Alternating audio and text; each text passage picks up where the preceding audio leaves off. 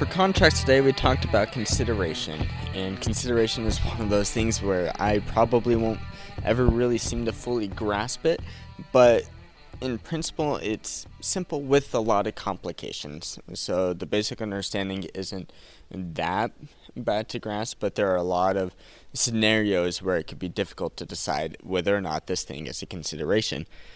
So, with that said, the easiest way to say consideration is it's going to be one of those things where you say, I'll know it when I see it. And a consideration is pretty much the exchanges of items that people agree to exchange. So, for example, I say, I will sell you my house for $100,000. The house and the $100,000 are the considerations in this instance. I don't know why it's called a consideration. That's just what the term is. But what a consideration is in that, getting down deep into it, it's the value that the parties contemplate. So if there's a value to this agreement and the parties are contemplating, thinking about those things, well, then that is the consideration. So in the house and money exchange example, I am thinking about this house. I am contemplating that this house has value. And money also has value, so that $100,000 is going to be of value.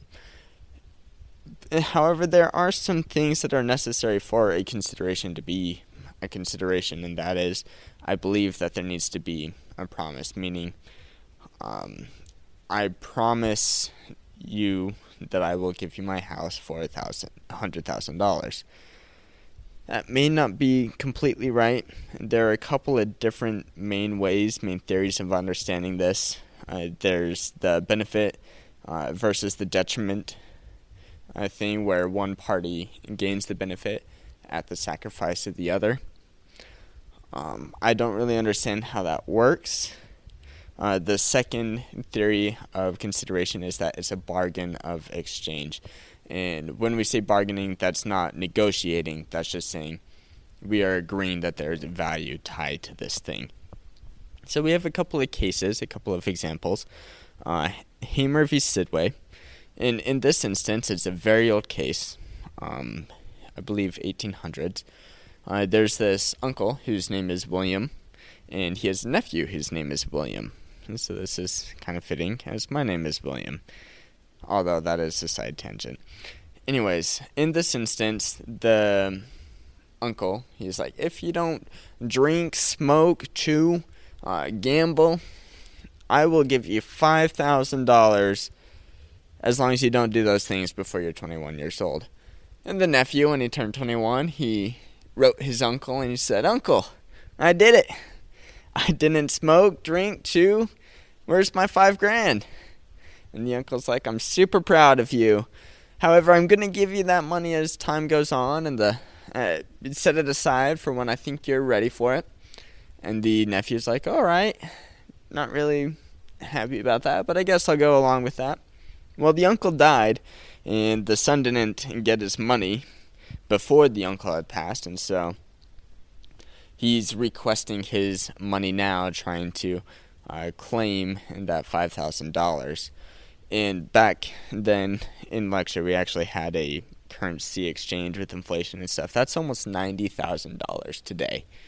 So it's a lot of money that he didn't receive from this promise of his uncle. And I mean, I don't know why his uncle promised him that much money to begin with, but anyways, we can see here whether or not there is a consideration, because the reason why there might not be a consideration in this instance is I believe that there is no value tied into. I'm not sure why there's no consideration. I'm just going to say why there. The reason why is because of the benefit and detriment. The defense here argues that there is no consideration because him not smoking, chewing, drinking, any of those kind of things was inherently good for him. And so he had no detriment because everything already benefited him. So he didn't have anything to consider. But the courts disagree, and they say any damage or suspension or forbearance of a right will be sufficient to sustain a promise.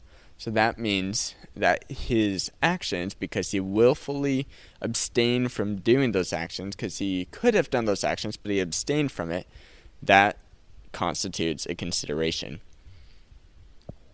Let's talk about another example. There's Pensy Supply Inc. The big takeaway from that one, I won't go into the facts, but the big takeaway from that is that if the parties contemplate that there is value, then that's going to be a consideration. The timing between that contemplation, the sequence of events, so to speak, doesn't matter when it comes to this principle. So if there is agreement that there is value, then there's going to be a consideration. And bargaining does not need to be explicit in this. It can be implicit.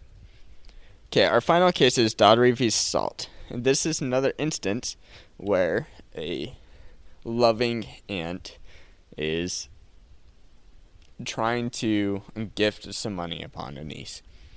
What happened is that the guardian and the nephew, I apologize.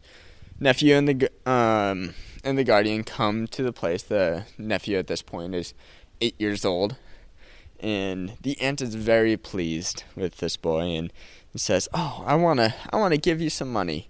I wanna take care of you. I wanna help you out." And so she promises that upon her death, the boy can receive $3,000. And she writes him this promissory note. And that's just a note that says, "I will give you this value at a future date." Well, there are certain issues with this. There's complications. Some jurisdictions accept promissory notes as consideration and others don't. There's a couple of words at the beginning of it of a note that courts will take as value. I think it's something like "for this value," and that's pretty much saying this is going to be considered a consideration. However, so they don't often, it's really 50-50. So if you're ever wanting to have a donation to an individual, don't do it in a promissory note if you can. Pay it in cash, most preferably, or put it in a trust or in a will. There are a couple disadvantages to a will, meaning if your debts exceed your assets, then there won't be any money left over to pay out any of those obligations towards family. They don't take as high priority. But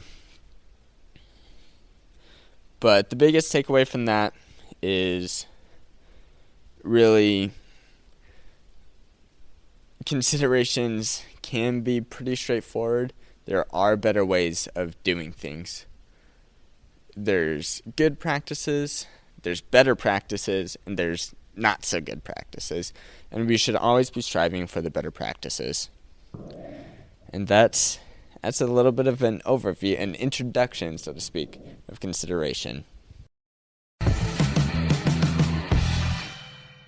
Thank you for listening to this episode of The Law Schoolers. Before I let you go, there are 4 things I want to say. The first thing is if you enjoyed these episodes and if you enjoyed the website, I would invite you to go and join Law Schoolers Pro. And you can do that by going to lawschoolers.com/join.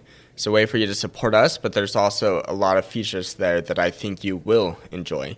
Second thing is that nearly all of our episodes are unedited. The only ones that aren't are pre-law materials, and the reason for that is so you can actually see the legal material in its raw form as I'm learning it as well. The third thing is that the information contained in these episodes are specifically only for educational purposes. They're not to be used as legal advice, and with that, the fourth thing is if it is used as legal advice, we are not liable. That is, Law Schoolers is not liable for any legal outcomes. Thank you again for enjoying the show. Have a good one.